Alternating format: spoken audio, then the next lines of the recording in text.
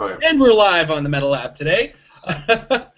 Today we do have Mike and Tom sharing the same computer. Here we are. And Jay somewhere out in the ether, we're not sure where, but he'll be joining us shortly. He has connected, and we're just kind of hoping he jumps in soon. A little bit of housekeeping to get rid of first. For those of you who are fans of Married with Clicks, I just want to give you guys a heads up now, and I'm going to mention again at the end of the show. This week will be the last week where you see a lot of new content that isn't live, so we're going to be doing this show for the next couple of weeks, and some episodes of Champ Chat leading up to Canadian Nationals.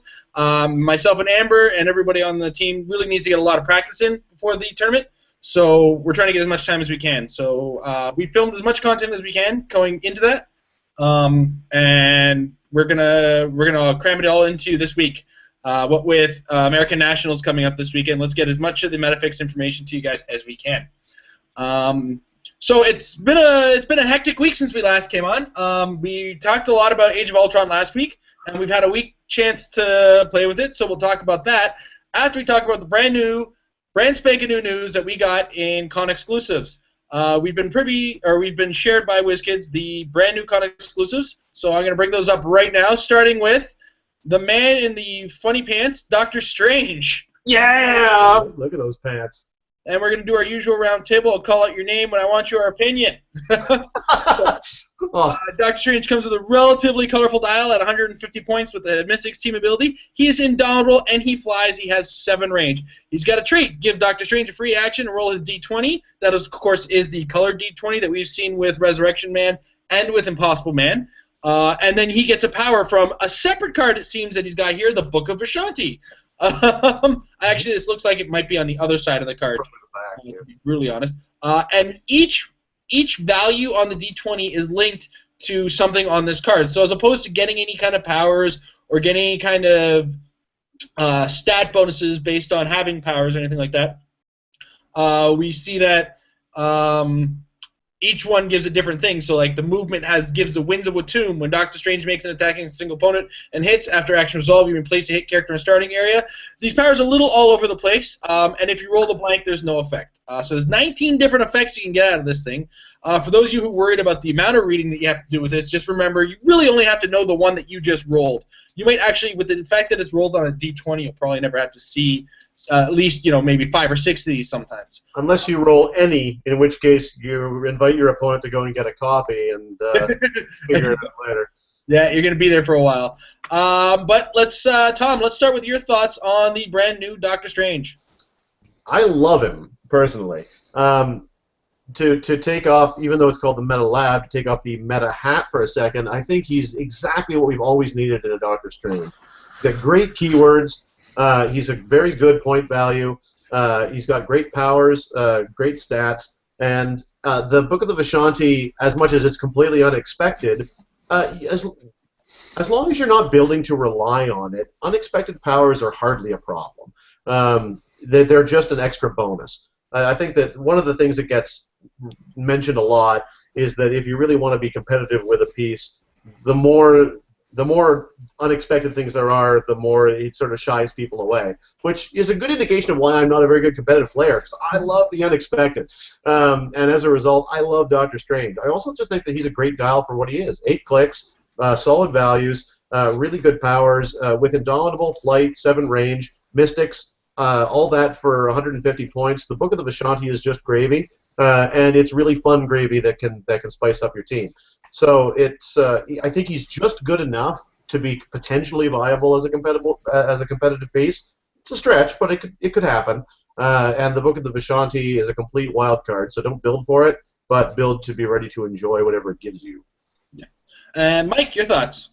I think it's great for local play. I love Midnight Suns, so it's great that they've made such an interesting Doctor Strange. I don't think it's going to be meta viable pretty much at all.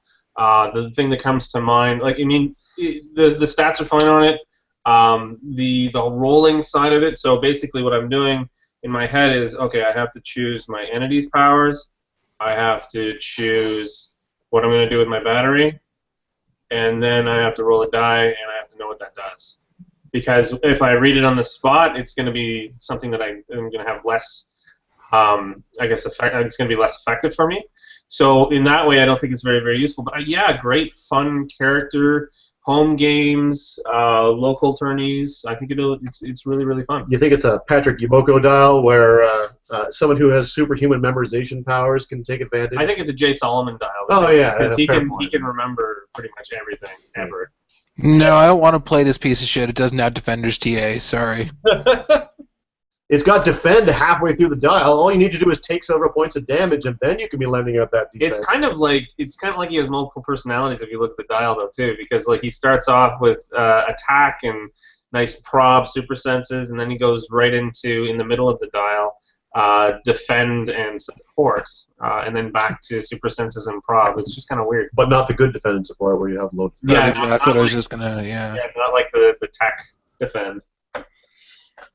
I was using the Thug with the defend and support before any of you people even knew what defend was, so suck it.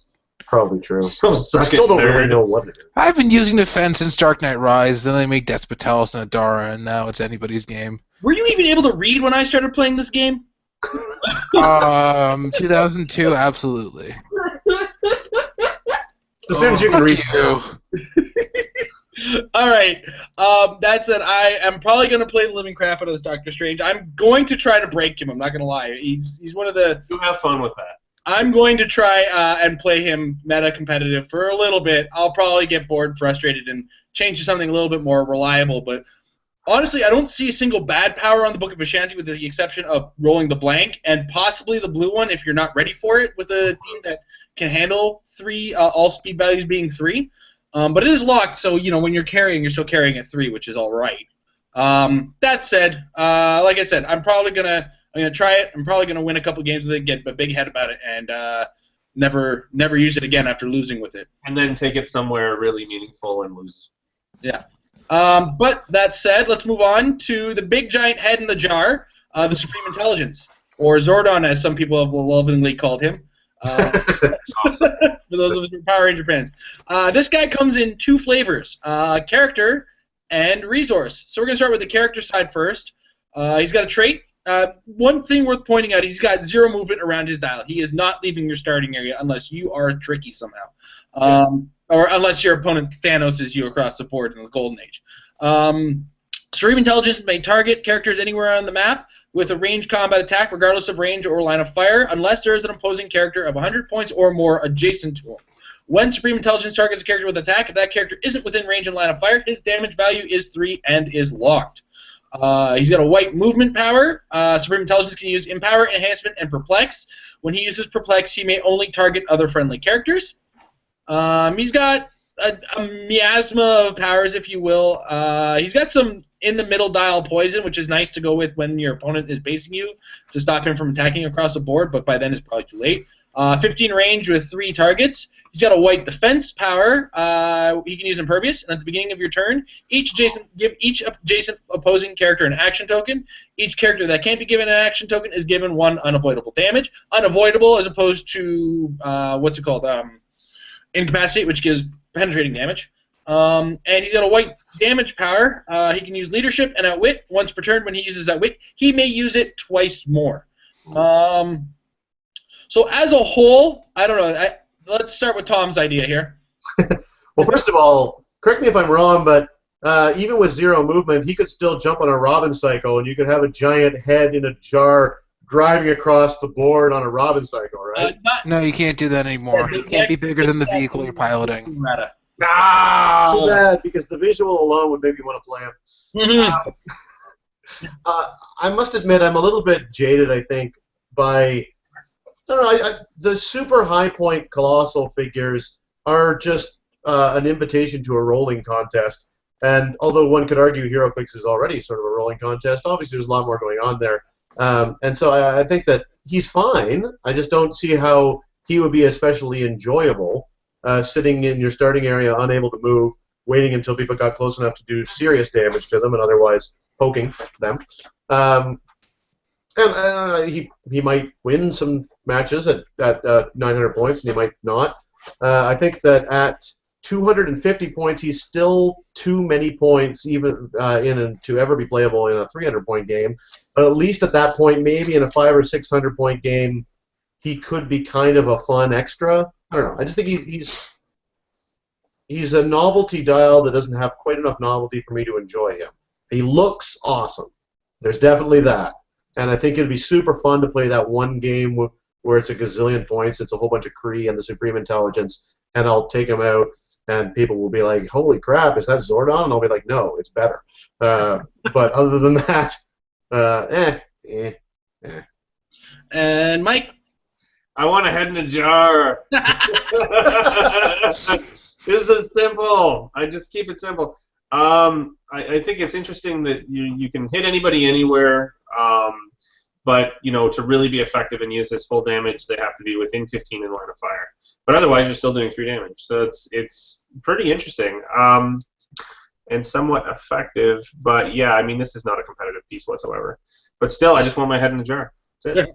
Your head in a jar, specifically? Mine when I die, and then I'll be on Futurama. Yeah. Jay? How is 15 squares in line of fire worded to sound like it's an impossible feat? I'm pretty sure that's 75% of the map plus your start. Yeah, that's 75% of the map, not including starting areas. I think the line of fire thing is a trick because you'll see more buildings show up against him. Yeah. I don't know how his trait will work with Pulse Wave, but locked Pulse Wave at 3 damage to everybody in your opponent's team could be good. Mm-hmm. But he has so many powers that acquire friendly adjacency, and there's nobody in his keywords that attacks from the starting area. What are you doing, WizKids? I think worth pointing out, too, is it's a range combat attack specifically, so you're not going to get the advantage of any powers if you're making it across the board. No, wait, how's that work? Can you zoom in on that? Yeah. It's... Anywhere on the map. He can make a range combat attack is any attack. It doesn't say specifically vanilla attacks, just when he makes... Well, that's what it means when you say a range combat attack, whereas if it was allowing you to take... No, it doesn't say give him a range combat attack, it just says when he makes a range combat attack. Make target characters anywhere on the map with a range combat attack. I'll go to war with you on this one. The WS it's just open enough to interpretation for me to argue with. So I can pulse wave and hypersonic then? No. That's what I thought. Yeah, but so many wasted points. So many wasted points. All of the wasted points. That's 3 powers on his dial that you're not going to use because he's sitting in the starting area and everybody else is going off doing their own shit. Yeah. No. Here's 3 damage. Here's maybe 3 damage. Don't forget about me. I'm over here giving you 3 damage. Why is he from the 1920s? See? 3 damage. Go on, I'll check my fedora to you. Straight in, guys. Straight in. We got a lot to talk about still. Super Intelligence Resource Dial. This is a little different. He's a 12-point dial to be played at Resource. When you're assigning him, when building your force, assign this resource to a character on your force of 50 points or more. If the character has a Kree keyword, it can be any point value, though really want to resource a character that's less than 50 points? Yeah, that's up to you. At the end of your turn, you may turn the dial once clockwise. If the assigned character hits an opposing character with an attack, I'm hoping that says hits. With an attack this turn, you may turn it up to 2 additional times. The assigned character can use displayed powers. There's a scattering of powers that include sidestep, stealth, phasing, a white movement power that says stop turning the dial when this click is revealed. Give the assigned character a power action and place it on its character card. Replace the assigned character with the Supreme Intelligence on the same click number as the assigned character. Supreme Intelligence takes damage. The assigned character takes the same amount of damage. If either the assigned character or Supreme Intelligence is KO'd, so is the other character, but no points are scored for Supreme Intelligence. Then there's some other powers. You got some TK, some Incapacitate, some Precision Strike, some Willpower, some Super Senses, Regeneration, Perplex, Prob, and Outwit. Hey, remember what people were going to do with Batmite before they changed them the second time? And they were going to be like, I'm going to pop out this entity, and that entity, and that entity, and that entity. So that's a 1,000-point team for 25 points apiece. And then they made this shit. Yeah. Where do we start? Here we go. All right. So, in a nutshell, Tom, what do you think? He's basically the Penguin for the first part of it, insofar as he's a resource that nobody ever really wants to play because it's unpredictable and doesn't do much that you can anticipate. But I think All of the middle fingers to you, sir. I didn't say the Penguin's bad. I'm just saying nobody really likes him. Man, when I get my +2 defense and outwit, everybody falls. What KF Fox to you? He's 20 clicks long, right? Yeah. I think 19. Yeah, 19. So you're trying to get to that 19th click. You're clicking once per turn, and whenever you can hit with an attack, you're getting an extra 2. So let's say that you're Indomitable and you have incredible luck and that you're hitting 2 times out of 3. Then your first turn you move out, so you click once. Then you do 3 and 3, so it's 7 now. Or you'll be on your 8th click. And then you have to clear, so it's another 1, so you're on your 9th click, then 6 more, takes you to your 15th click, and then another 1 and 2 more turns. So that's, 9 turns in an optimal world to turn into the Supreme Intelligence? It's doable, but it could be tricky. And that's assuming you're attacking all the time. That's assuming that you're really power and hard to get there, which admittedly you might as well be. I don't know. Super fun. If the idea of the show is in part to say, should I bring this to nationals? Probably not. But honestly, he's great. For such a cheap resource, you're just getting some extra powers, which are neat, and you have the chance of turning into a giant head in a jar. And at that point, what I love is that you stay as the giant head in a jar, and so you get all the benefits of, considering the click number you'll be moving on to, you'll be going up to some serious numbers. So, yeah, fun. I say fun. Mike? Meh. Not fun? Meh. Not fun. Yeah, it's fun, but it's not. I mean, it's still my head in a jar, so I'm happy. It's it's not usable. I mean, really, honestly, I think it's going to be one of those things where you go to that regular Wednesday night and bring it with you, and you get one of those, crappy LE figures, and just add to your pile of crap. More plastic, please. I don't want to insult Wednesday night venue at Toronto on the air, so I'll be quiet. More like Tuesday night, right? Jay, any thoughts on the resource style of this? I have a joke, which is, if you remember the What If comic where Thanos got the Infinity Gauntlet and split Bruce Banner from the Hulk, this is kind of like that, because when I put this on the Hulk and then he turns into gigantic Bruce Banner Brain is kind of fun. That's a stretch, but I'll take it. Okay. Meta-wise, the powers are decent, because you start off with sidestep for extra movement, get to stealth and willpower, which is nice, and you get some nifty powers, but and are you really gonna want to buy this for $50 for this resource? Probably not. As far as my own opinion, I feel like WizKids seems to think these games take longer than they actually do. Yeah, very true. How many turns do they think we get? There's some things I've seen lately that it would take me in some cases 6 to 7 turns just to make something occur occasionally, or the Rock of Eternity or Pandora's Box. They're full-time jobs to get going. So as much as I would like to see this in competitive play, it's not going to see competitive play. But I'm probably going to bring it to the table game when it's all of us against a big boss battle, and I'll sit in the corner while everybody else is dying, and eventually my Supreme Intelligence shows up and starts shooting things from my 45-point Kree character. Remember the last time you played the Kree, though? No. Well, no, I think playing the Kree is fun. There's some good Kree options, and for what it's worth, if you're enjoying playing Kree because you love Kree, it's not hard to get 12 extra points and dump it into a big brain in the jar, and it kind of makes more sense for the Supreme Intelligence to be off to the side, generally helping the team as far as being thematic is concerned. So, again, fun. Plus, you can combine the Kree and Inhumans because of that one Ronin, so you can just be like, hey, I have Ronin and then just a bunch of Inhumans. Kree and humans. Yep. All right, so we're going to move on now to Felix Faust, the DC version of Doctor Strange, if you will, if you get a good look at what's going on here. Now, Felix Faust comes in at 80 points as opposed to Doctor Strange's 150 points. He doesn't come with Indomitable or Flight. He's got the same range at 7. And then he comes with already improved targeting, ignore hindering, and improved targeting, ignore characters. And his version of the Book of Vishanti is a little different. At the beginning of each of your turns, roll a d6 that can't be re-rolled. On a 1 to 4, roll his d20, and Felix Faust can use the indicated power until you roll it again. On a result of 5 or 6, you may choose to roll his d20. So if you kind of like where you are with his version of the powers, you can kind of stick with it. There are a few differences in these. I haven't looked at them in great detail.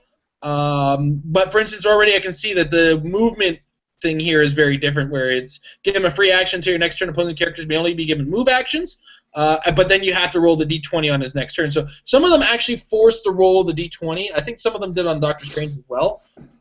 Not that I recall. And then here we got a slightly different dial. He's got willpower to start because he doesn't come with Indomitable. A 10 attack with Psychic Blast, Perplex, and Phasing. Goes to Poison, Perplex, and Super Senses, and some late dial. His last 2 clicks have Shape Change, Super Sense is always a good combination to have to annoy your opponent. Tom, let's start with your thoughts on Felix Faust. I really like this whole roll of d20 and see what happens thing. The first time I saw him was today, and just like the first time I saw Doctor Strange, I got all excited because I love the idea of rolling a dice and finding out what happens. In a way, it's funny because a lot of times in Heroclix, these days the rules have become so complex that even for those of us that try to follow everything, it's hard to know everything that's going on the other side of the map with so many characters, so many resources, so many things going on. It often kind of feels like you're in the dark or that you're struggling to know what your opponent knows. It's cool that neither one of you knows this. You just roll a dice and both of you find out what's going to happen. The sad thing about him to a certain extent is that he's good enough that with only 5 clicks of life and nothing really to protect himself other than a fairly solid defense, he's very likely going to be a target for a very quick 80 points, and you won't get to see all that much Necronomicon because you'll be dead. So you'll be in the Necronomicon? I don't know. But he's cool. He's fun. I don't know that he's a terribly competitive piece. He is the Secret Society of Supervillains, which is becoming increasingly fun for fringy, enjoyable teams. I look forward to playing him with Turtle, just to be really frustrating. Come and get me! Oh, wait, you can't. I also like the idea of playing him again with this super rare outsider who can switch places with people, so that just when they think they're coming to get Felix Faust, they're actually getting tied down by Alfred in a stupid hat, and Felix Faust has popped up somewhere else in the map. I don't know. I think it'll be neat. I think it'll be fun. But he is such a short dial at 80 points that I think it would be easy to look at him and say, there's a quick way to get points, and then you won't enjoy the Necronomicon fun. Mike, thoughts? Very similar. It's the complexity of it as well. Adding in the having to roll a die and adding in, it's just another thing that I have to pick, right? It's another thing that I have to track when I'm playing in a marathon, for instance. You know, you're playing all day. You have to be able to stay relatively fresh, not make very many mistakes. And for me, simpler is better in that scenario. So, you should play chess. I should play chess. Jay. He's Nick Necro's friend. It's cute. The end. That's all there is to it. I don't know. Mystical leaves a lot of options. Secret Society Supervillains is for fun games where you can play like Turtle and a bunch of random DC villains together, like kind of like the Legion of Doom, but like competitively, not so much. He doesn't really do enough and is not well protected in the slightest. It's just like, yeah, no. Yeah, my personal thoughts on it is at 80 points, he's the 5 clicks, like they say, it's going to be tempting to take it, and nothing's stopping you from taking it if you get it right off of the top. There's a lot of characters that can do 5 damage right off the top, or even a fair bit that can do 4 with some kind of way of modifying it up. That said, he can kind of shoot back a little if you get him into a decent position. I think Secret Society of Supervillains, on its current growth rate, has seen some neat little tricks that can further protect him when you say, you got Turtle, and then don't forget I believe Captain Cold gets it, and I might be wrong on that one, though. So I don't think so. Check my work here. And while I'm mumbling to myself and checking, he does have secret society for villains. So you do have the option of slowing them down even further with some plasticity packing icebergs.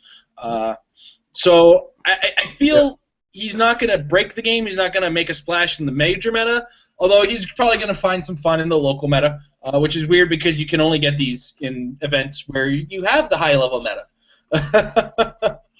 All right. Now, the next one's a little hard to show. And I was going to say that Felix Faust to be a good one to also get a custom Ash dial and just play your Evil Dead with the Necronomicon too. Yes. That would be Stop thinking my thinks. Klaatu, Vernon! Nick2! All right. So we have the Skull Ship. We're going to start looking at the card first because there's a separate picture for the card itself and then the set of 1,000 dials that it has. Yeah. So is that a trait? At the beginning of your turn, choose the travel dial or the attack dial and use that dial until you choose again. When Brainiac ship takes or is healed of damage, both the travel and attack dials are turned together. Brainiac ship may occupy multiple elevations. So that's neat. It kind of works like the recent Sentinel, where you instead of switching dials, you just kind of pointing at which dial you're off and you put on the other one. But without an action now, you just choose. Yeah, so you just I believe what does it say at the beginning of your turn? Yeah. Beginning of your turn you choose. So it's not like an action to do it or anything, which is good news because green batteries. And then he's got this tentacle dial, which comes with 3 traits. Give Brainiac ship a power action and make a close combat attack, targeting up to close number of characters within 3 squares in line of fire. Each hit character is dealt 3 damage. I believe close is a number that shows up. Oh, geez, now we gotta look. The second one down. It's so there's close, or it's the first one. Close Sorry. is the top one. So it's the first dial here, the close, and then targets, and then click number. So now that we know what those mean, yeah. So power action with close combat targeting up to close number of characters within 3 squares in line of fire. So you can basically got a giant reach 3 squares away that targets all of the characters and does 3 damage. Then he's got tentacle beams. He has a number of lightning bolts equal to targets, which will be another number that shows up on there. Yeah. And then try and rip off a tentacle. When the click number of the travel and attack dial is not within the range indicated by click number, immediately turn the tentacle dial until it is. Click number of the travel and attack dials is not within the range indicated by click number. The idea there is that the click ranges are on the dial. So you're on, for example, if you knock him on a click 5, then you immediately take a look at his dial. You're no longer in 1 through 3, so you change it to 4 through 6. Yeah. Ah, gotcha. Okay, that makes sense now. Yeah. That makes sense now. Why does everything taste purple? I can taste purple and green. All right, and then he's got. First, before I carry on, I'm going to point out that he comes in at 2 possible point values. It's 200 or 100. And then the city dial you can actually use if you pay an extra 25 points for it. At the beginning of the game, place 8 city markers in clear terrain at least 3 squares from each other and starting areas. Give Brainiac ship a free action to remove one of these city markers from an adjacent unoccupied square and then turn the city dial once clockwise. Brainiac ship can use the displayed powers on the city dial. And of course, it'll come with some precision strike, the number 1, which gives him energy, explosion, and precision strike. Oh, that's gross. With 5 targets. Yeah, 5 targets. Regeneration and super senses. Perplex, and then perplex and probability control. And then this number 8, I believe, shows up on the 8th spot in the dial. Brainiac Skull Ship modifies its combat values by +1 and can use steal energy. Ugh. Ugh. Let me get a good look at the dials here. So the travel dial, it sees a consistent nothing lower than 18 defense with late dial energy shield to get added onto that. The attack stays at a consistent 9 through 8. The damage value doesn't go very high. It only sits at a 2 with some spatterings about wit. He has some phasing in some places, sidestep in some places. Overall, it's pretty much that if you've got 2 tokens you need to take a turn to clear, this is the side of the dial you're going to be looking at to defend yourself with. Meanwhile, you've got the attack dial, which has low defenses, but an attack value that never drops below 10, and a damage value that never drops below 3, and a lot of those 3s happen to have range combat expert on top of them. The travel dial has a 3 range, the attack dial has a 9 range, It is a Colossal. It is not a vehicle like I thought it would be, which is actually kind of exciting news.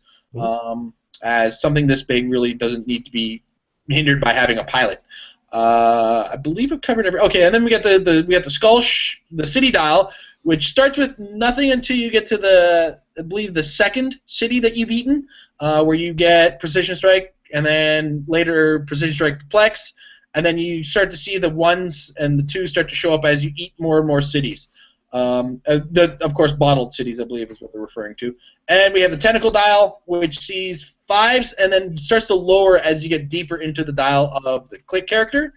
The 200-point version comes in at a hefty 16 clicks.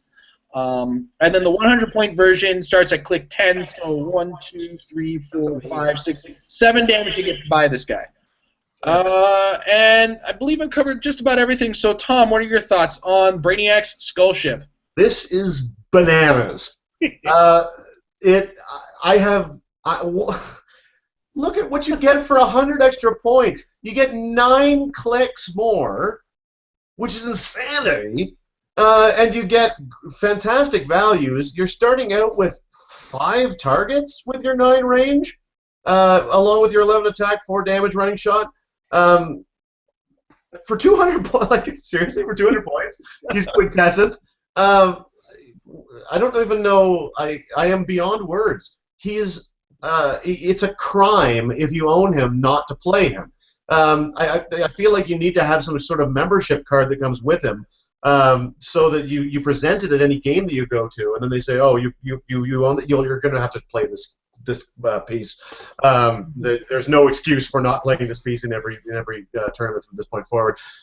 It's only because he's so ridiculous that I wouldn't want to play. I don't know. Maybe I'm missing something about that balances him out. But just looking at him, he's insanity. I also kind of feel like I need to be paid by the hour to read everything required to know everything that's going on with him.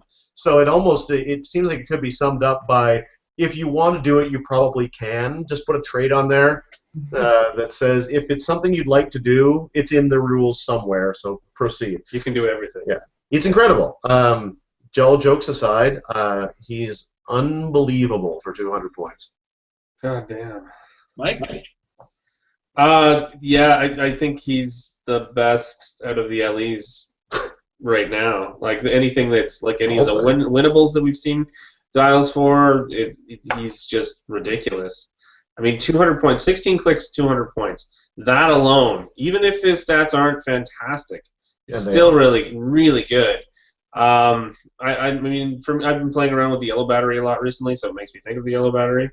The real surprise here for me is when these things got announced, we all kind of go, oh, which ones are you going to get? Which ones are you going to get? And this was not on my list.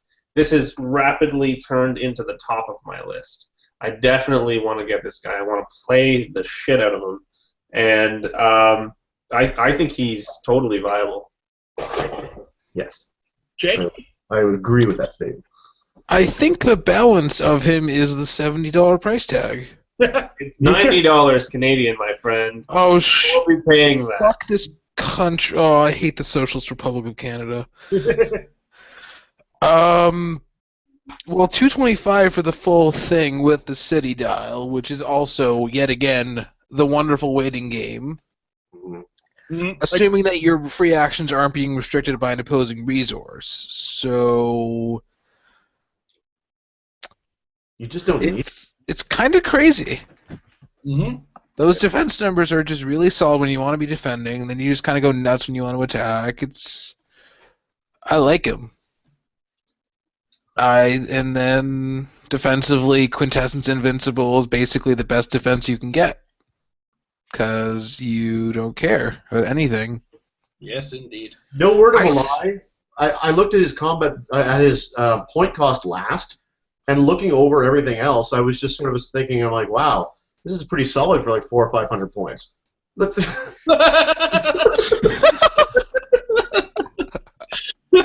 It's so true.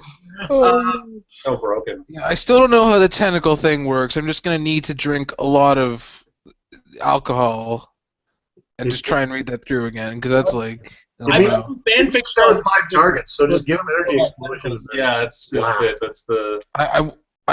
The first person to play him with Shumo wins everything. I've seen that movie. I think what gets missed initially is as far as the balancing act, the defenses are okay to bad on the attack dial. So and the attack values, though growable, are kind of static. So unless you're packing a like Mike suggested, a yellow power battery, you're sitting there with a 17 defense, which is fairly hittable, followed by 16s or 15s if you're not on a 17 defense on the attack dial.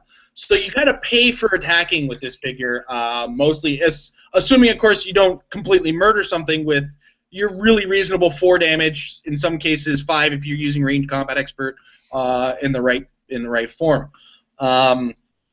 Hey, you know what the best thing is about this thing not being a vehicle? What's that? Assigning it a resource. Oh!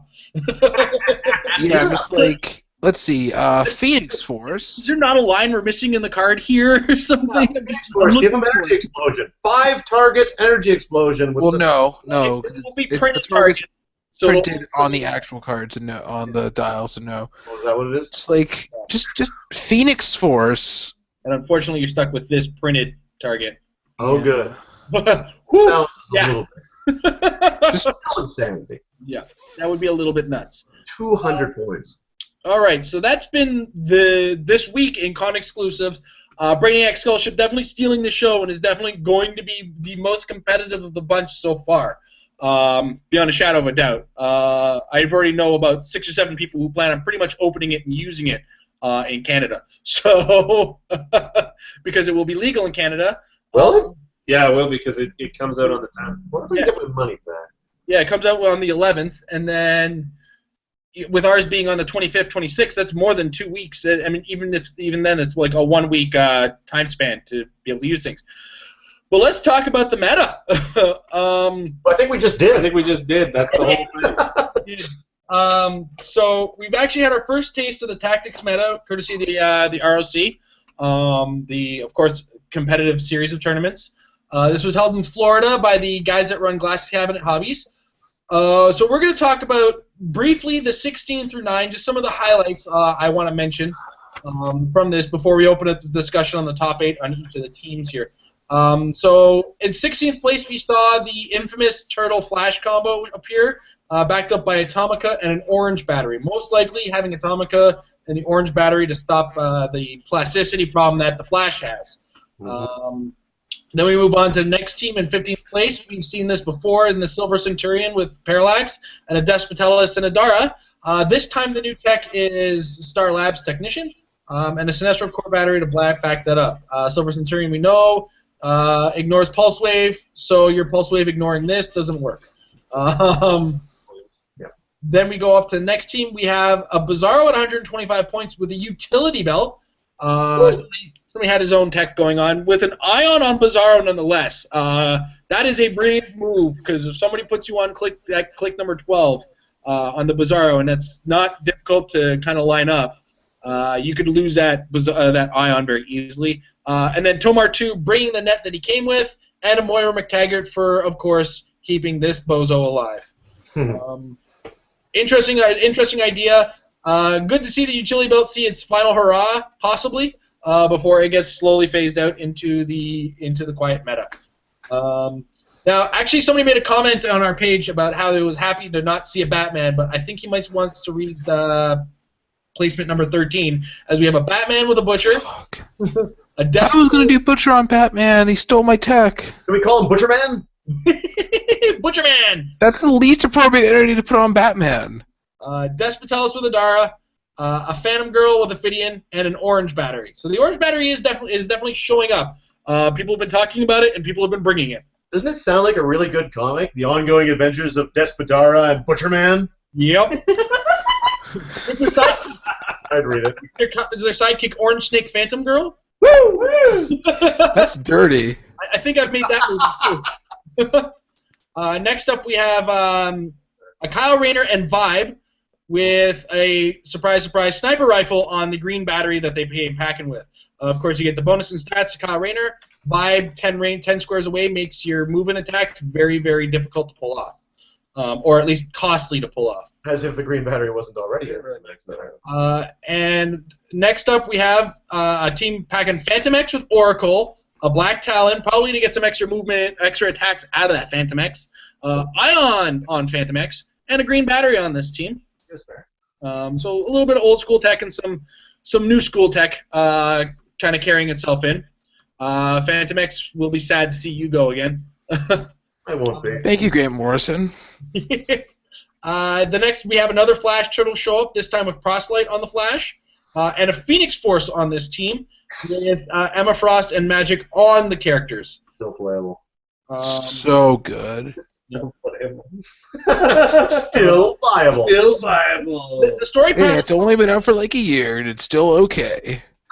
The story behind this one is a little weird. Patrick, when I was talking to Patrick, he told me that this was actually a last-second addition to the top 16 because I believe he placed 17th, but 16th had to go to work.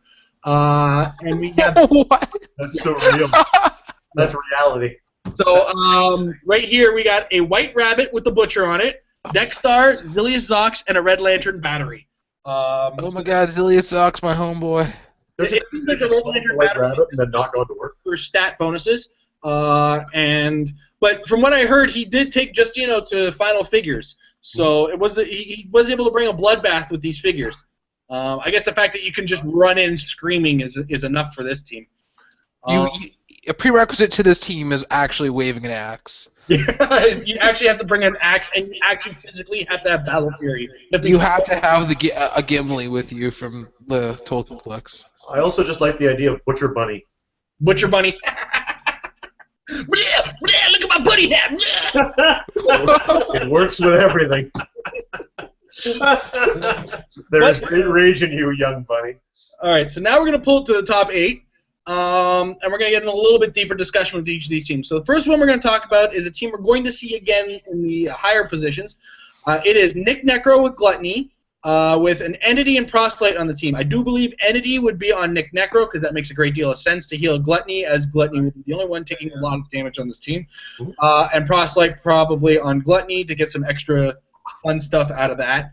The green battery on this team with a sniper rifle, and he's packing Gluttony's relic on Nick Necro. I guess you really need to destroy some walls with this team. With a backup axe and decoy.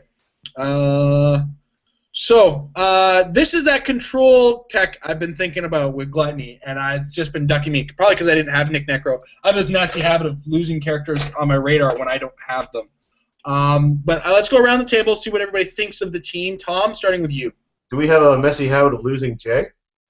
Did we lose Jay? I think we did. Jay probably had to step away from his computer for a second. Okay. I feel like I might want to give this one over to somebody else because you had to explain it to me. Because I didn't know what Nick Necro did either, but if indeed it works the way that it sounds like it does, forcing the highest point opponent to have to whittle away at the stop click full, mystics full, take away your resources Gluttony, that's a really cool thing. They're really nice against the Yellow Lantern team as far as forcing them to just sort of spin their wheels fighting Gluttony. So that's really cool, but I can't speak to it in that informed detail. So force the situation, support Gluttony in that situation, take out the little guys if necessary with Nick Necro and Gluttony at the same time. Pro-sell it for maybe plasticity, a little bit of TK thrown in there, so he can move Nick Necro around pretty easily if need be, because he might be a little bit squishy compared to the second in line.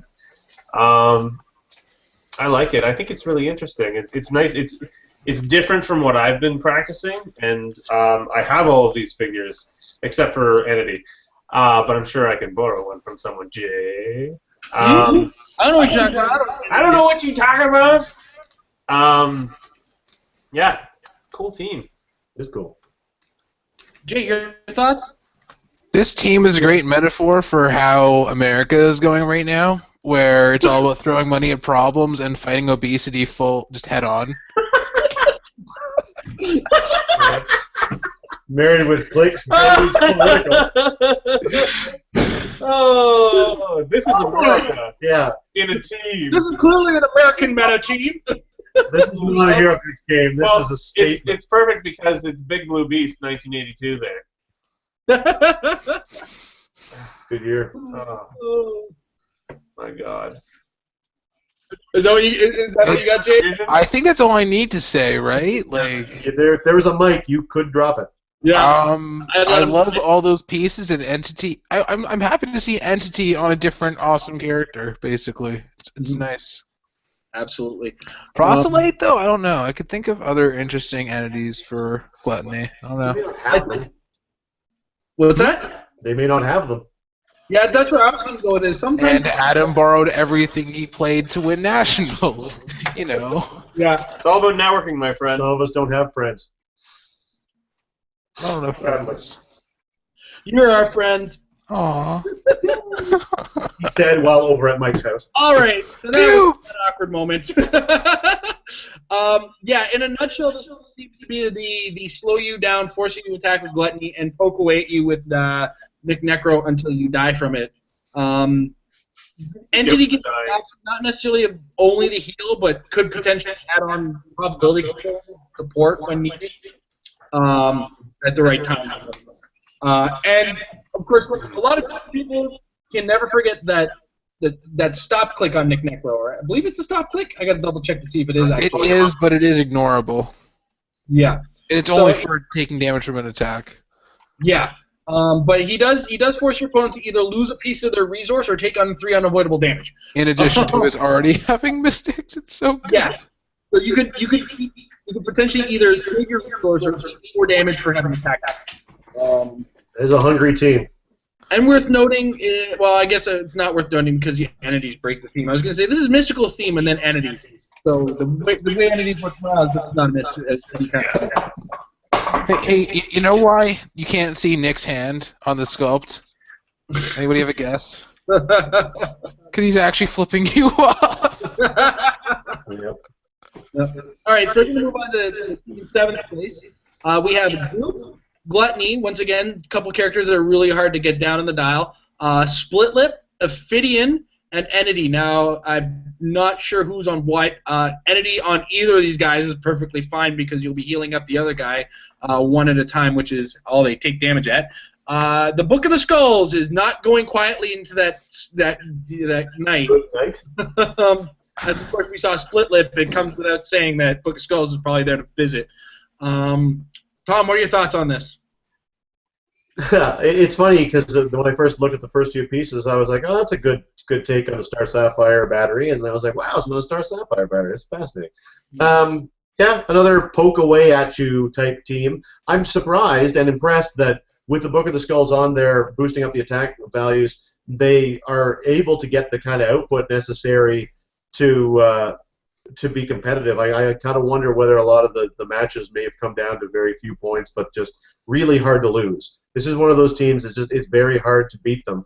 I presume that if your opponent overextends themselves trying to go after Split Lip, it's easy enough to just to deal with whoever overextended themselves going for them, or just park Split Lip in the corner and park the other two in front of them. I don't know. I could be wrong. I would just be surprised if it was a big output team. Probably more just stay the course and eke out a win on points.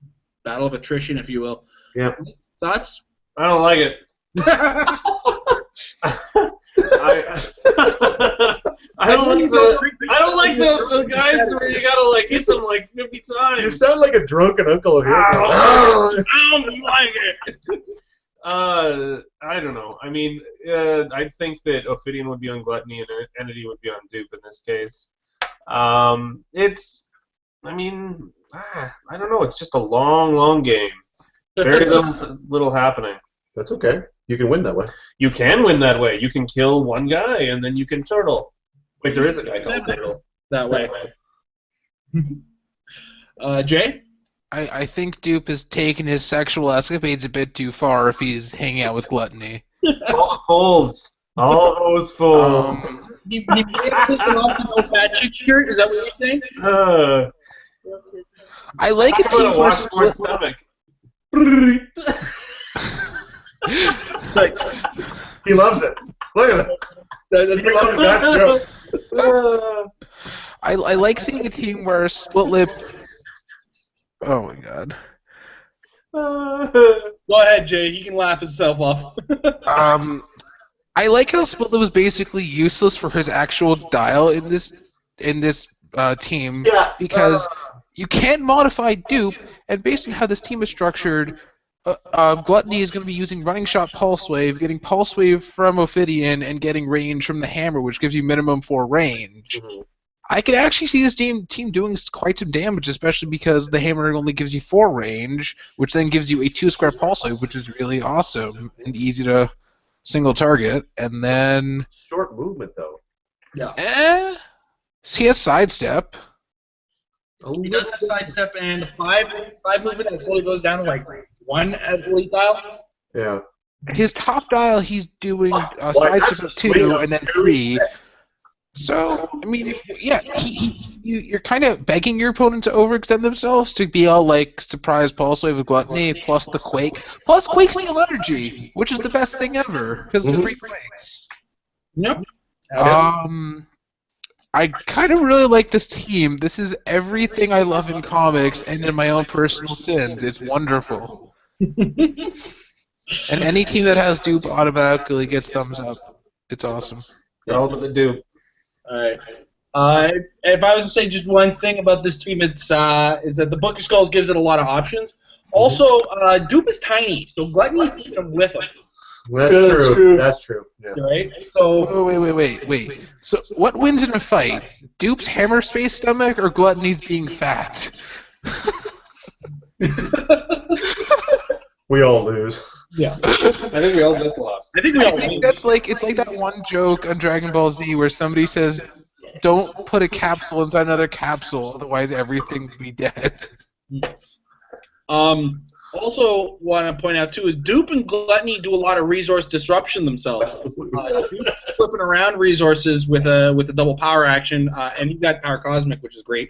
And then Gluttony, if he hits you, is eating your resource pieces, and you're never getting them back again. I mean, granted, after the game you hand it back to your opponent, but you get what I'm saying here. Yeah. Is Gluttony bringing his own resource in on that? I guess it's not listed. So. It looks like he didn't pay for it. It is optional to bring in the sins with the sins. So, Come on, there's so many layers to this team, and so many layers of fat and sexual dysfunction and horrible sins. It's literally amazing on every single conceivable way. Yeah. All right. So now we move on to the next team. Once again, the Book of Skulls makes an appearance. We have Banshee, Ophidian, Split Lip, Despotellis, Adara, and Maximus. With the Book of Skulls with some hammers. Yep. Sideline, of course, has 2 alpha primitives for Maximus. Let's start with his name, Tom. That guy. Thanks. It's like the opposite of the last team, as opposed to one where I wonder how they got the damage through. I wonder how anyone resisted all the damage. With the hammers amping up already pretty solid attack values, I love the idea of the alpha primitives running in there to hit you and then dropping hammers on them to quake as well. In addition to the fact that Maximus is cool, we know that he does good supporting things. Banshee is a beast. They're all backed up with Despotara, popping up the defenses, so they're hard to take out. Great little effective, aggressive, do damage type team. This is a type of team that I really like to see because they're maximizing everything. Despotara is popping up the defenses as high as they can be. The Book of the Skulls is getting the attacks up as high as they can be. You're getting lots of attacks with those alpha primitives plus Banshee, and the mitigating a lot of damage reduction or damage evasion because of Banshee's trait. So that, in a manner of speaking, is maximizing your damage output too. So between all the above, I think it works super well. Really nice. I like that. Yep. Mike? Don't need line of fire to outwit with Banshee with Ophidian. That's right. And you steal their... in the way? I don't care. I don't give no craps. Or you could give them top dial pulse wave. I mean, there's a lot of options with this team. I love that Banshee anyway. I mean, I have played with it pretty extensively. And Despadara, I'm getting a little tired of seeing it, but it is pretty indispensable. Yeah. Yeah, great team. Okay. It's min-max. Mm-hmm. Yeah. Get those attack values up, give Banshee willpower, give him more stats, and then more stats, and then more stats. Yeah. That's cool. It's not fat guys. But Don't mind if I do. Not much to say. Yeah. Well, it's all we got to hit on the head. The Banshee shooting combo, of course, being the outwit that doesn't care about line of fire. Despotalis to give 20 defenses, to just about everything. And if he's close enough to the alpha, that includes them as well.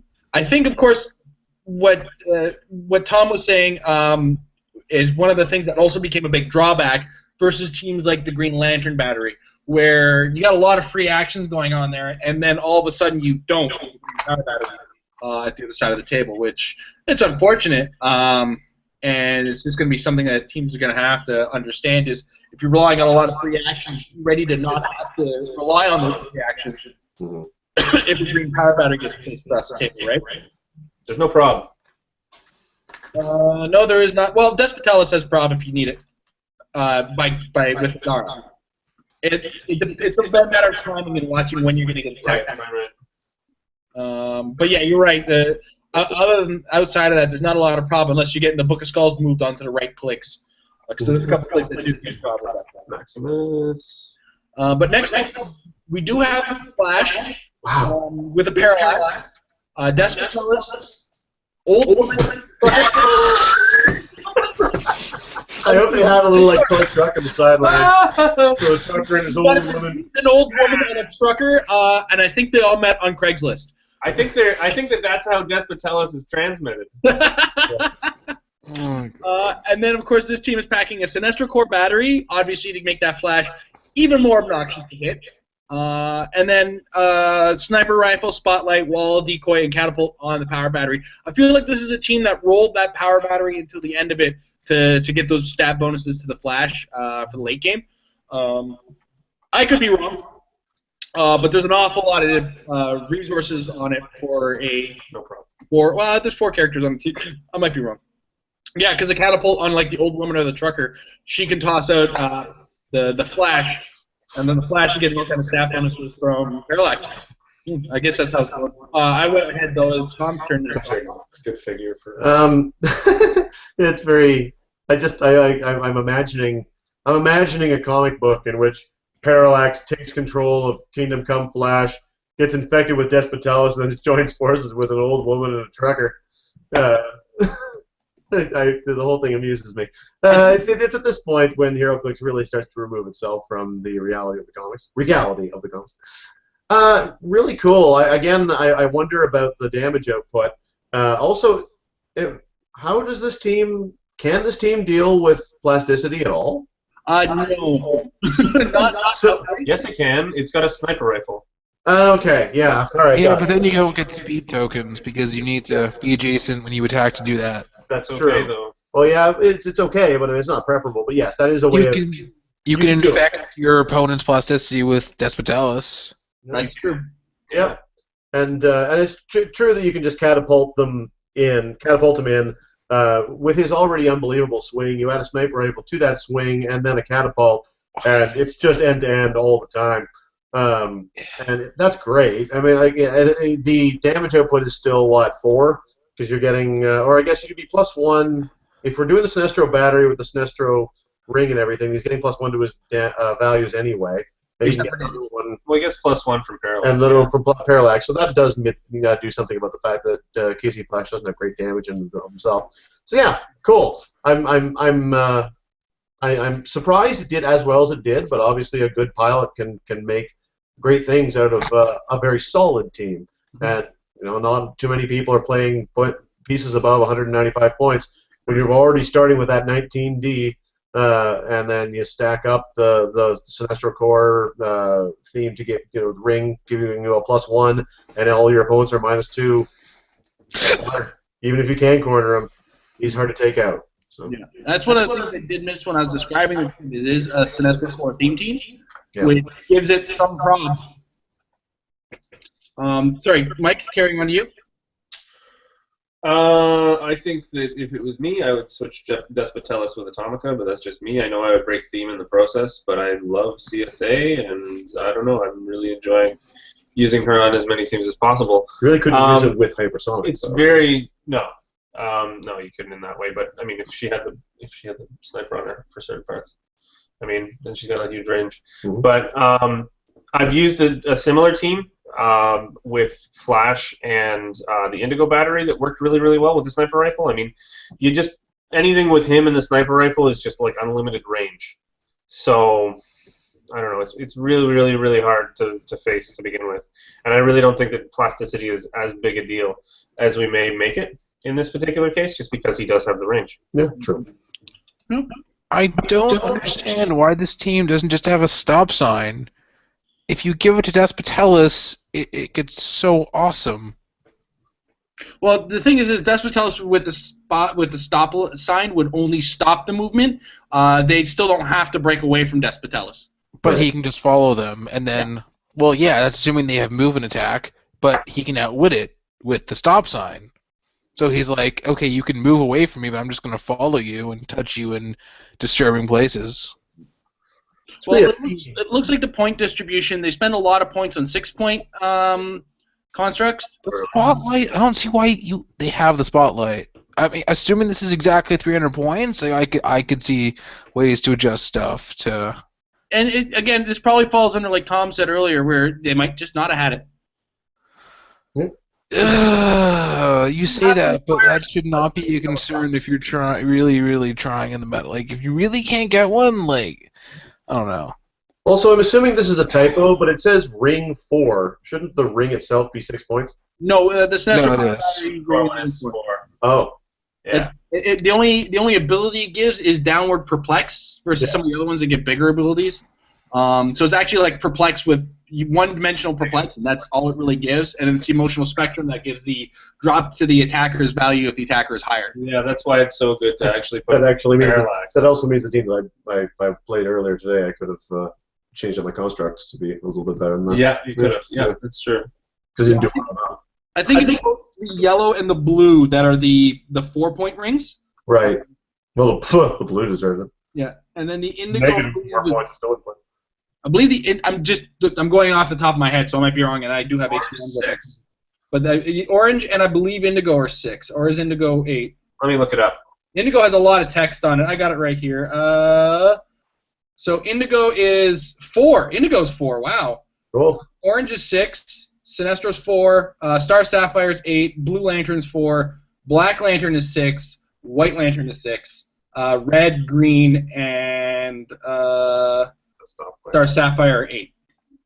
Cool. All right. Yeah, this is another case that what I think the Sinestro Core team, having a theme team is important right now because as we get to number 1, we'll see it.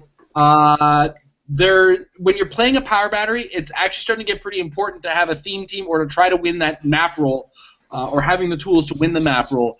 Lydia Maller can really mess up a power battery, and the monster theme team is not a very hard one to build. There's a lot of low point options nowadays for monsters, as well as there's a lot of really good monsters that are being played. But we get to Team 4. This is a variation on something we've already seen and talked about today. So, but the Bob, as he's referred to, also played Bob and Gluttony. He had a slightly different approach to his possessors, though. He had Black Hand on Nick Necro and Ophidian on Gluttony. Now, I believe because he's packing an orange power battery as well, you use Ophidian on the Gluttony to get the outwit. And because you got a sniper rifle there, you make that a 10 range outwit, where you outwit a power. Now Gluttony can use that power, and then you give a power action to the orange power battery to say now you can't use that power on any character on your board.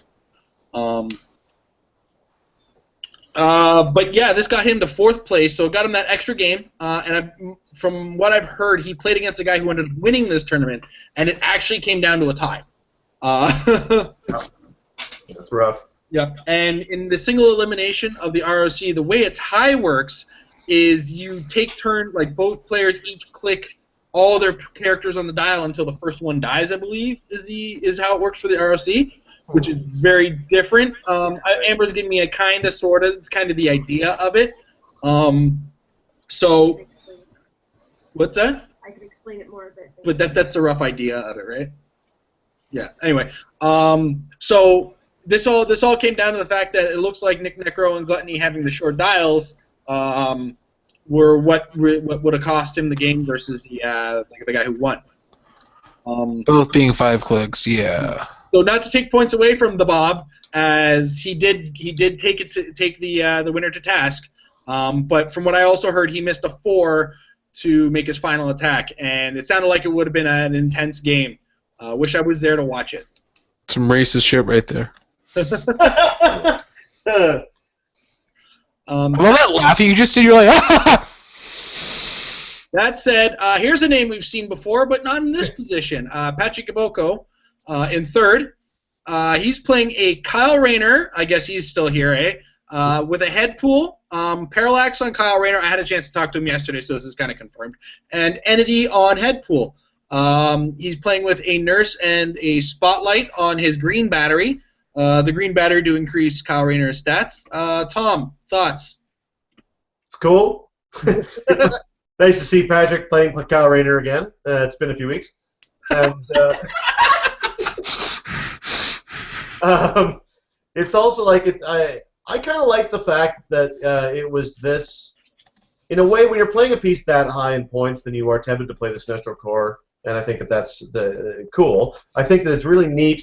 The Green Lantern, I'm surprised we haven't seen more of it in a way. But in my opinion, it's the great deterrent. It's not necessarily always the battery you want to play. It's the battery you're afraid to play against, or that you need to prepare to play against. And we've been wondering a lot how much we're going to see the green battery. And from the results here, it doesn't look like whether it's coming a lot or it's just not getting into the top spots. So it's refreshing to see it here in this spot. Definitely limiting what your opponents can do vis-a-vis free actions. While Kyle Rayner is just a beast unto himself. He's got a boost to all his values. He's got that stock click you can't get around. Head pool's there to get you back onto it whenever you can with Entity. Sniper rifle's there to extend out the reach. And yeah, I don't know what else to say. It's a nice, compact, effective team that works as that deterrent team for a lot of people who just don't want to play the green battery but want to prepare to play against it. There's got to be that guy who can really make it work with it on the team to keep it viable. And if there's one guy that can make something work, then it's Patrick. Yeah. Mike? This is a stalled battery situation too, because you've got 2 constructs going on to 2 characters, and I mean, in the case of the orange battery, it doesn't matter because you keep moving it along based on the power action.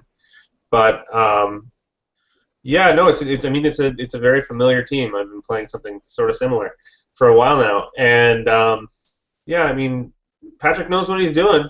I mean, there's got to be something going on, something right about this. You can still roll, share, and swap. It's not like you stall your battery entirely. Yeah, that's one of the things I actually recently put some deeper thought into. It's really hard to actually full-blown stall out the battery if you're willing to do some swapping of the constructs. Right. But it really comes down to how much do you need that stat bonus. I believe when we were talking with Adam Freeman, he brought up a good point about that, is if you need to get to that last click, you're putting yourself already in a dangerous position, and is the team good enough to go on without having to get to that end dial? And, I mean, the green battery on its own, just being there, is already a problem for your opponent. Yeah. Mm-hmm. And leaving those stat bonuses as kind of a last second or last chance deterrent, or that last thing that could be the thing you need late in the game, it's what you have to react to depending on the team you're playing against. Jake, thoughts? Why does Kyle need the sniper rifle? What is with that? That extra bit of range, man. Well, 11 range is good, but like, is it really going to make a difference from a 10 to an 11? Like, there are other constructs you could use. And that's, if you look at the point value, I think he's actually making the point value work for him, because the Nurse and the Spotlight would be the key ones that you want on Kyle Rayner. Yeah, but like, I don't know, a decoy. Like, there are other things you could do. It's not like... the sniper's good, but like, I mean, it's also upgradable, so it's like you can just That's where I power was going to go with up and up. But it. like, I don't know, like that. It's a solid team, but like, I don't know. The sniper is questionable. I'm questioning Patrick. I know, blasphemy.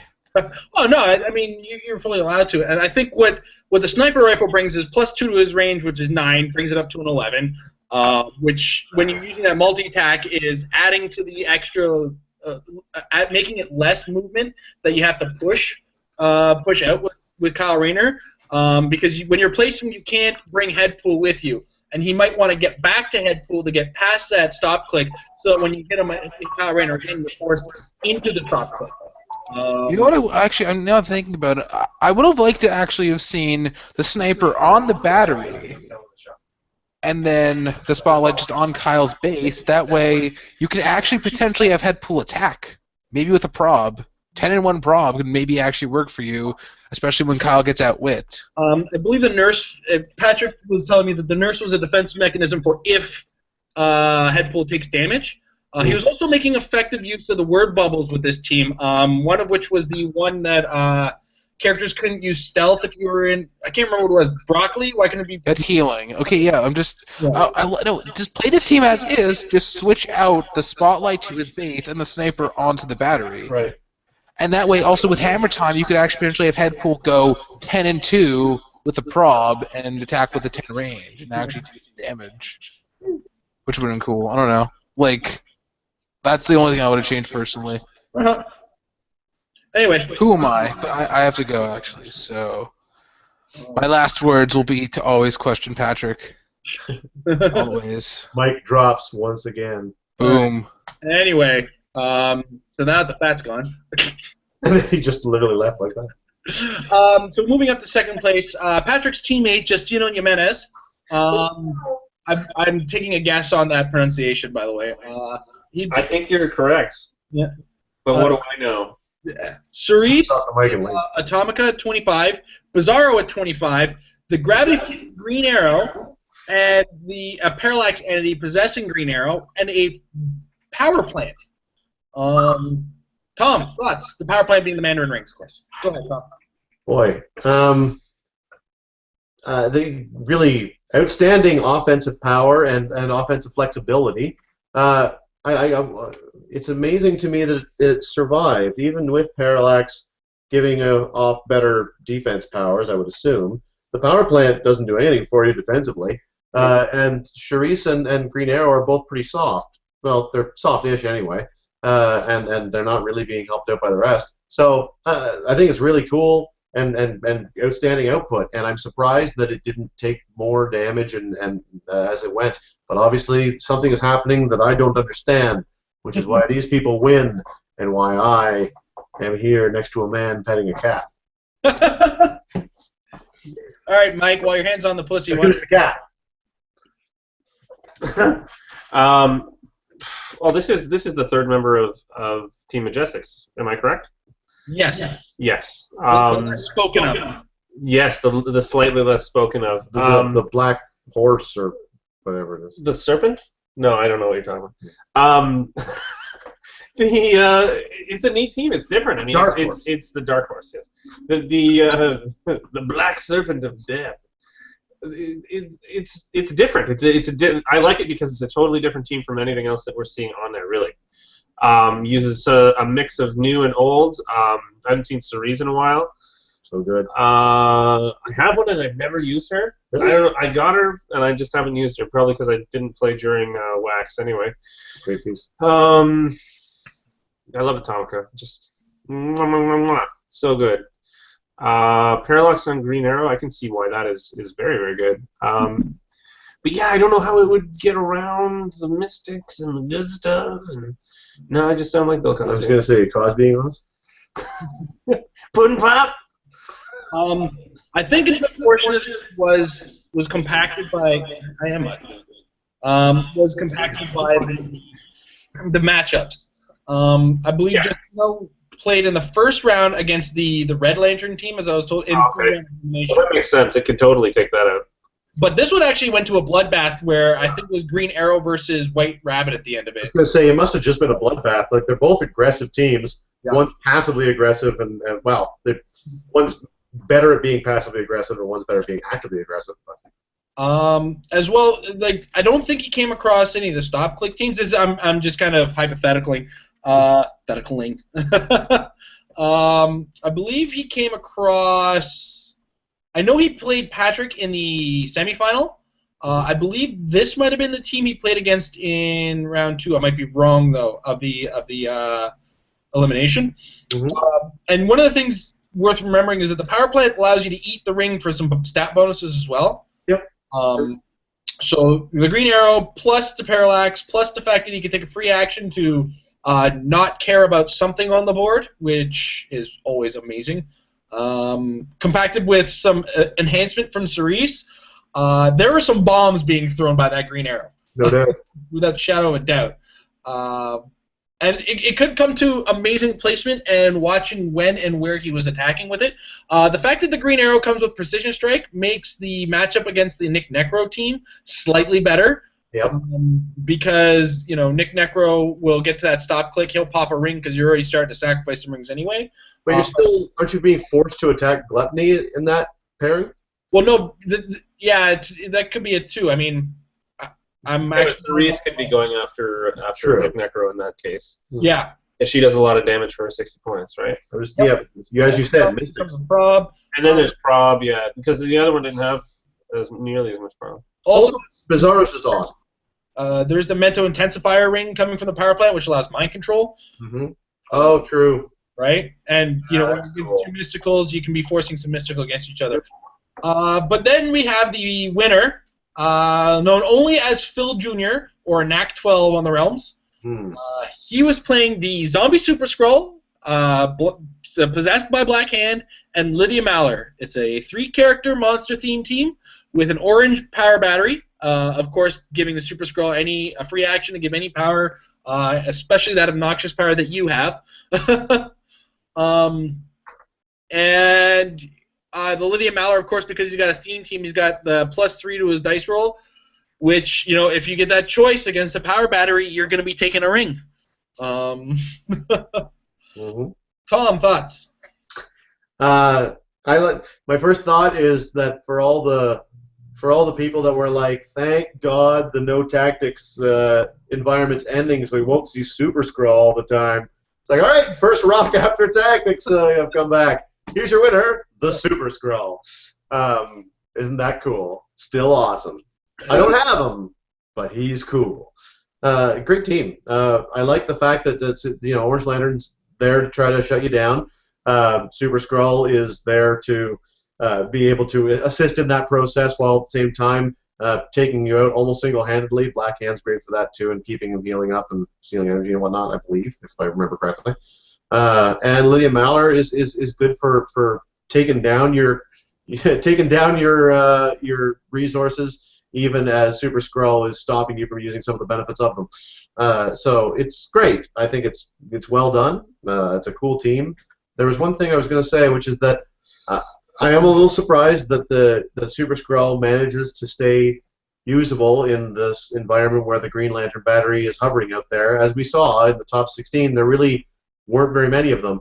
I would be interested to know in the larger tournament how many green batteries were there really, and whether this team had to beat one, or two or three or what have you. Yeah, I wonder if a lot of people just started using them because that was out last year, and it was the only battery that was out before our nationals, for instance.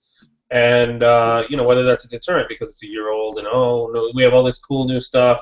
I mean, realistically, the power batteries are one resource. It's just different flavors of that single resource, right? Yep. So I think that people are really, really, really hot on and not to be funny, but hot on orange right now.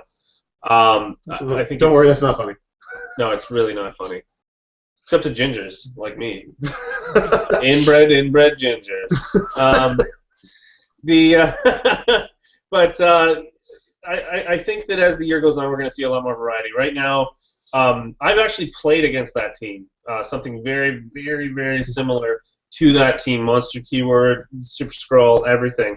And it's pretty nasty, but there are weaknesses to it. It doesn't do as well against Tenty teams. Mhm. It just doesn't.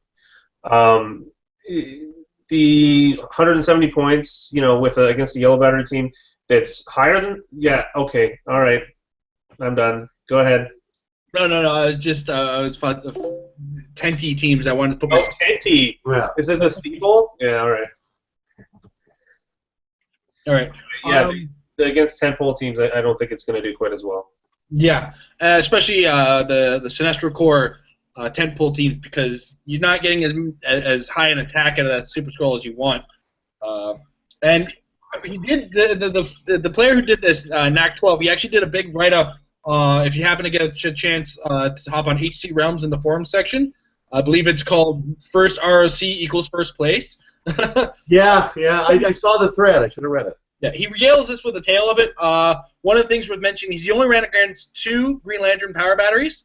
And I don't know how they, I didn't read the description myself. Amber was kind of giving me the peanut gallery on it.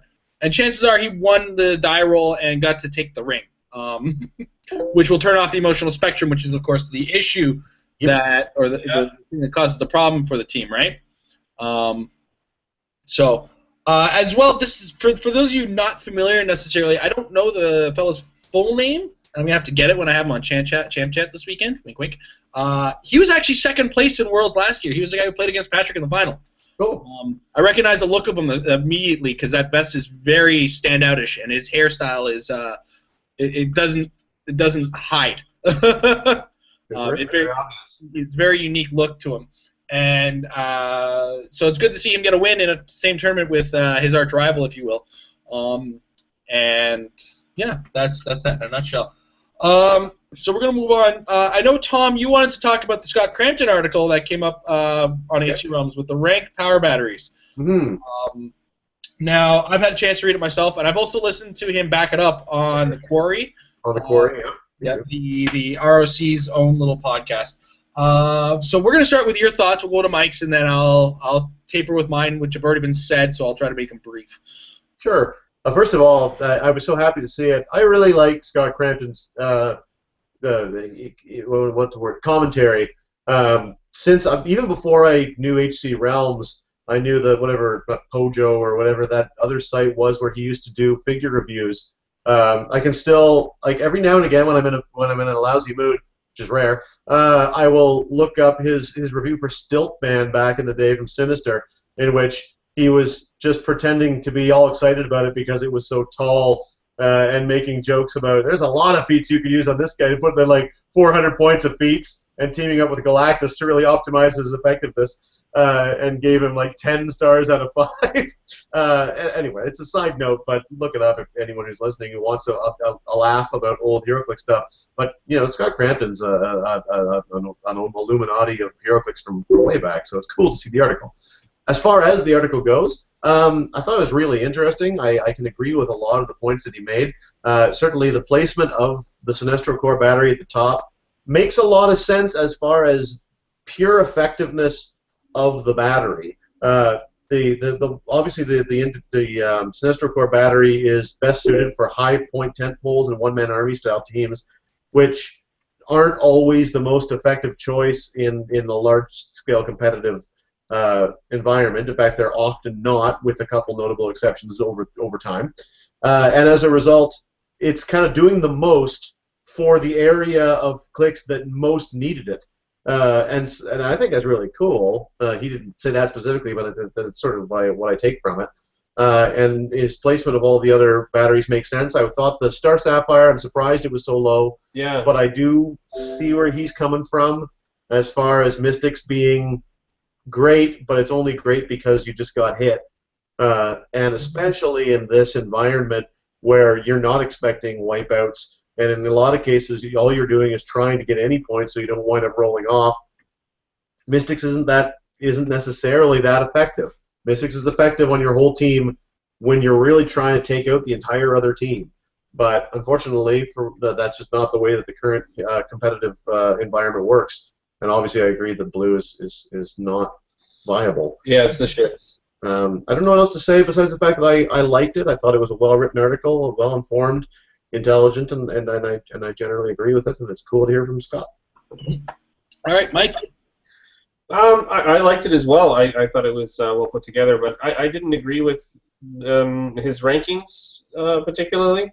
I love the fact that he thought that Sinestro Corps was the top of the top because I've been using it a lot myself, but I don't necessarily. I think it's when these batteries are taken out of context, they did feel like they were a little bit out of context, like they didn't take into account entity pairing really or keyword pairing, in my opinion. And if I'm playing a battery, usually I'm going to use the corresponding entity personally because I do like to get the +1s unless the situation warrants that I use the actual rings effect. The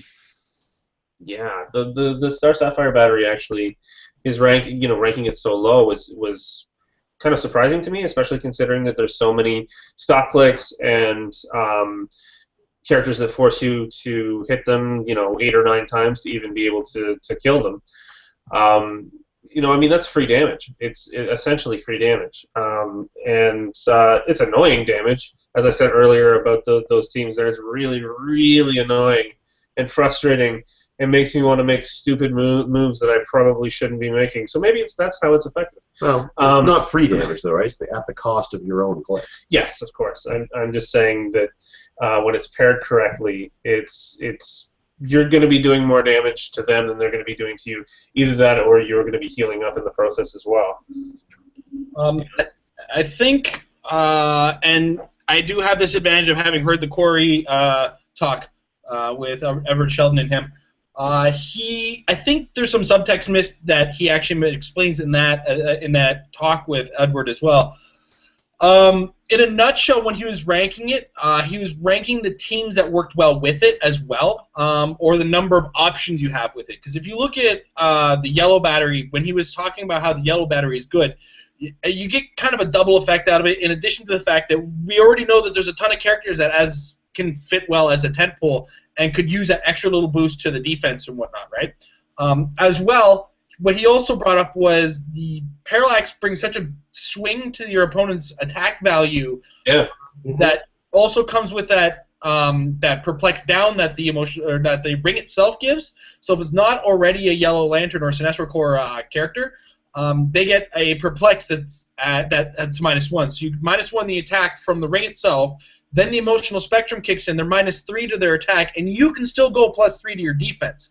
So you actually have a 6 swing defensively against something like that. And I get that entirely, and I love that part of the actual battery. So it really does focus on the dice game aspect of everything, because I think oftentimes we do forget that this is a dice game after all. And I've been reminded continually when I can't roll above a 3. Yeah, I've had those weeks too. When I really think about it, I think the only thing I have to think about at times is a lot of people underestimate what the red battery is capable of, but a lot of times you got to build a team that relies on the red battery to make it work. A lot of people miss that Giant Reach doesn't just give you a 2-range attack for close combat attacks.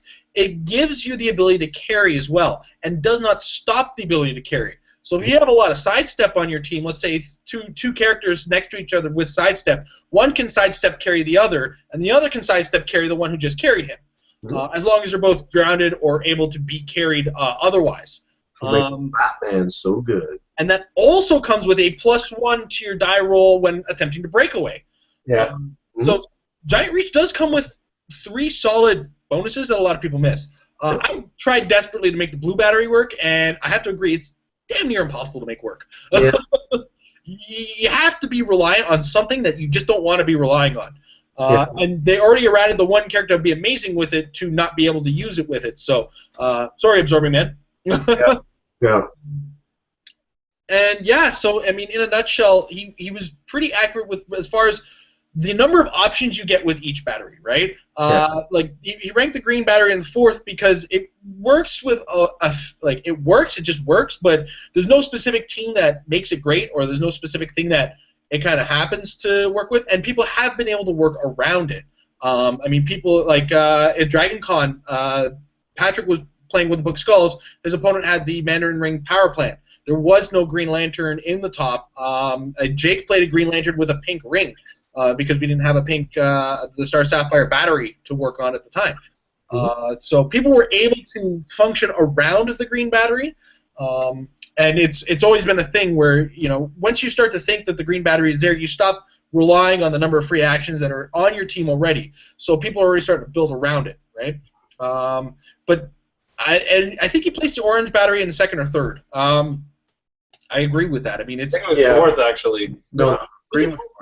I'm pretty sure that indigo was third and that orange was second, but it might have been back third.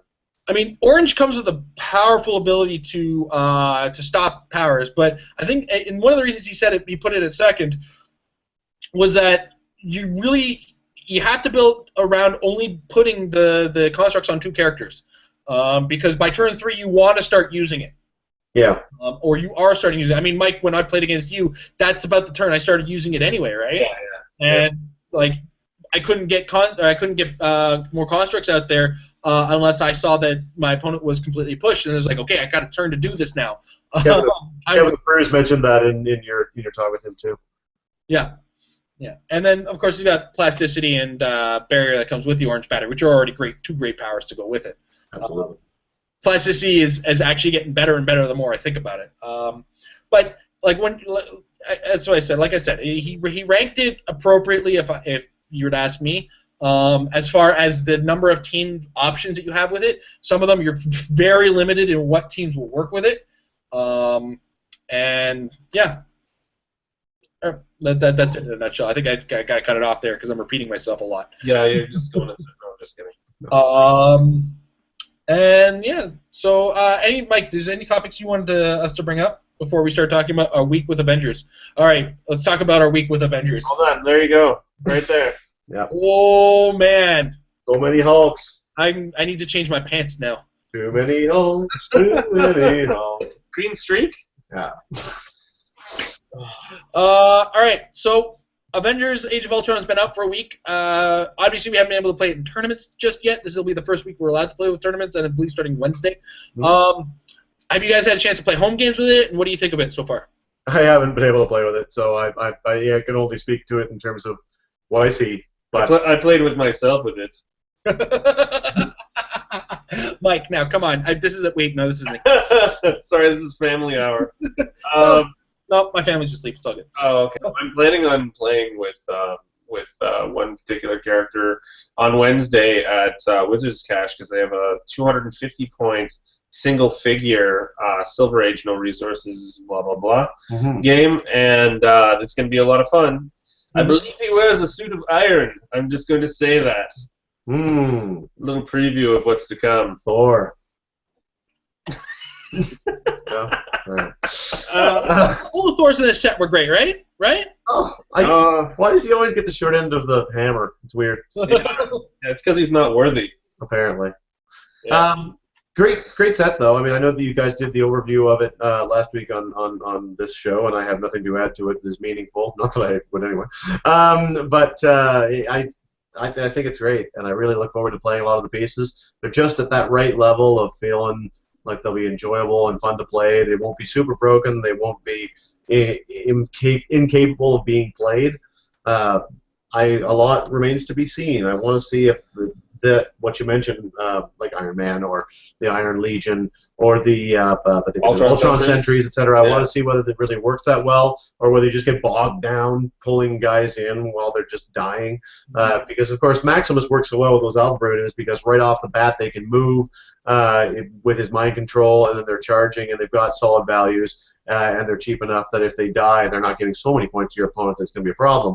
The Iron Legion at 50 points for 3 clicks, if you pop them out and they come across and just die instantly, that's a fair number of points you've given over. 2 clicks? I thought it was 3, but anyway, I mean, it's still for 50 points. That's a fair number of points you're giving to your opponent. Yeah. And they're not that good in and of themselves. So I want to see if they're competitive. I know that Jordan was losing his it's 2 clicks. Whatever you want to call it. Sentries. About the sentries, yeah. But I admit I don't get quite as excited as he does. I mean, the stat you are able to get some pretty high stats, but by the same token, that requires them all to be there and to be alive. They're not that mobile in and of themselves, and they're so easy to kill.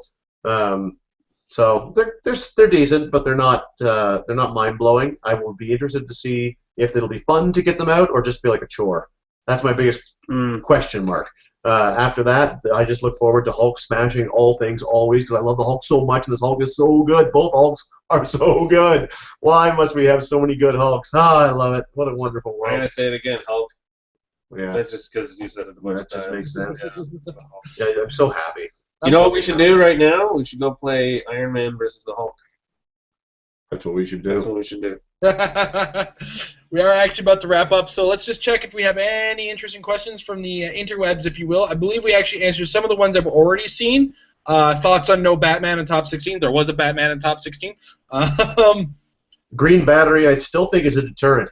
And until we start to see more tournaments, if the trend follows that there aren't as many Green Batteries as we think there might be, then maybe people will feel more comfortable with the pick-a-power type pieces. But I'll bet that we didn't see as many as we might have out of sheer fear, of Green Batteries screwing it up. I'm a little surprised we didn't see Indigo.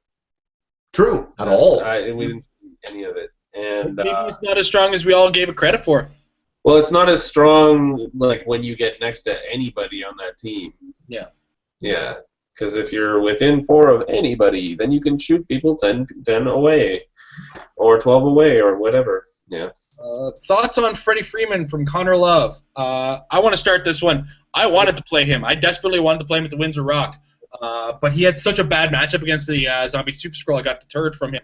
I have been looking at him right now with regards to playing him in higher level competitive, but he's not fitting into the right number of teams. His point values are too low for a yellow battery. He doesn't bring much for an orange battery. He might work well with a green battery. I'm still working on ideas with him, but he's really been waysided by the constant beating he took from the Zombie Super Skrull when I was testing for ROC. Thanks, Mike, for ruining my spirit. Yeah, when I was half dead tired. Yeah. I think that I'm going to do things to the Freddie Freeman I have for you, Mike. I think Freddie Freeman's awesome, but I also think that damage reduction is almost meaningless at this point in the game, and he relies a lot on it with only 6 clicks to go on, and no mystics and no range or anything like that. You can put on a mystical team, but he doesn't have mystics, and without range, then his hypersonics being stopped by plasticity, and we are seeing a lot of orange batteries. And at this point, all of damage reduction powers should just have flavor text like wrapped in a thin layer of tissue paper because they're so easy to cut through at this point. And so he's good, and he's so traditionally good, and he would have been cool in like the no tactics style thing, maybe give it a bit more time to stretch his legs and make a showing.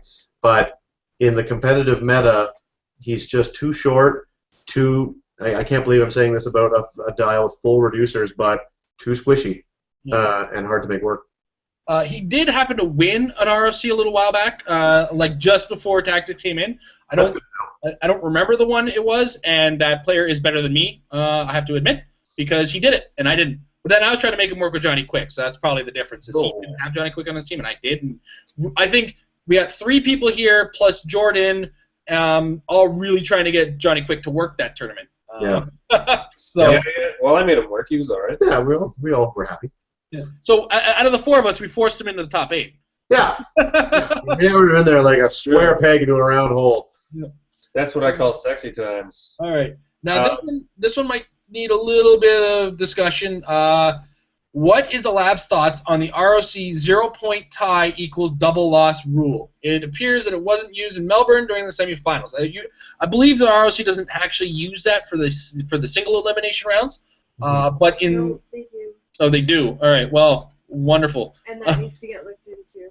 Yes. Okay. So, double loss on 0-point ties. Guys, what are your thoughts on that? A double loss on 0-point ties? Yeah, I think it's both. Is it? And now Amber is my little rules lawyer to help me out in the peanut gallery here. Both players get a loss. Is that what they mean by double loss? Okay, so if at the end of the game time is called and no points have been scored on either side, both player loses, and that's it. Okay. But if points have been scored but they're tied on points, that's when you get the starting to click the characters until someone scores points. All right. Now, traditionally for WizKids sanctioned events, nationals, worlds, it's a roll-off. I prefer that. Nobody likes things coming down to a dice roll, but if it was a tie, it's got to come down to something. I'd rather have a dice roll, honestly, than double loss or the click thing. That click thing is a little bit weird. Yeah, the click thing is very strange to me, but the double loss is just an insult. I can't imagine getting behind it because ultimately it seems kind of like it's there to punish behaviors that aren't necessarily happening in the game. It's kind of like, shock the turtle. The old shock the turtle thing, the style where the board basically comes in from the outside, and the idea of it is to deal damage every time it comes in, and ideally is to stop people from turtling. Again, anything that is put in place implicitly to take care of turtling, I just find that very often that's not the point. I have had some 0-point games. I don't want to get all preachy here, but I'm not I don't turtle. But it's entirely possible for you to have a game where no points are scored and neither player does it represent a deficiency? Is that our internet? Or... No. It's probably them. Oh, okay. I have crazy fast internet. Does that mean that we're still on and they're not? I think that we are still on. Let's pretend that's the case, and all I can. All right. We kind of lost you at. I don't know if everybody else lost you too, but we lost you about the time you started whatever you're saying. At minute 15 of my rant. I'll just sum it up by saying I don't think it's fair to do 0 point where both people double loss, just because there's lots of perfectly viable ways that a game can go down to no points being scored. It's unfortunate, but it's the nature of the game, and I don't think people should be punished for it just because they get grouped into a category with sort of turtlers or bad sports, which I don't necessarily think is the case. You can't make that leap as far as I'm concerned. Yeah, I mean, Amber can attest. There's been games where double-digit super sense and shape change rolls are made. Yeah. I mean, and if both sides have it, it can happen where, you just can't get an attack in or your attacks hit and they end up missing. If both teams are rocking Despadara and regen and support and they're just tightly constructed to not lose pieces under any circumstances, why punish them for having brought that team? Yeah. Yeah. I mean, if there's rules against it, they make rules against it. Yeah, agreed. Although one could argue maybe this is their way of making rules against it, but I just don't like the rule. I personally, I'm a fan of what WizKids has. I really wish that there was a way for overtime to occur. Like I know in Magic and Versus, you had no choice but to finish the game. The game had to be done, and it would come down. Like there was already a pre-existing scoring system. If you think about Magic and Versus, where you have life totals, and if time comes and then you've gotten X amount of time past time. Whoever's at the highest life would win, so long as you're at like the third or second game. But that that's also in a situation where you're playing 2 out of 3 games, right? Where you can fit that kind of time in. It would be nice to see WizKids possibly implement a 1 action per turn overtime, but that would take forever too. And the hard part too is there's no hard set time limit on your turns. I mean, try to be a reasonable human being about it, but because they don't actually have an official time limit on how long your turns can take.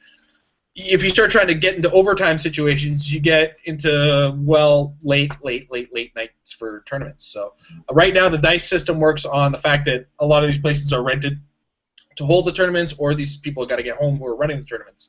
So I agree with the dice roll right now because ultimately in the game, that's a lot of what happens is dice rolls, right? And if the dice rolls didn't happen in the game, it's time for it to end with a dice roll. I mean, you can make teams that don't need dice rolls, but by then you should, have had to roll a dice and win already. Yep. So, I guess that's our thoughts on it. We don't 100% agree with it. The ROC is free to run the tournament their way. Our opinions on it are we don't like it.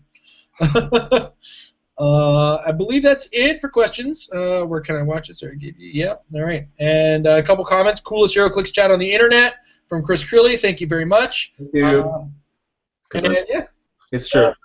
that's about it for tonight. Unless anybody's got anything else to add, we're going to wrap it up.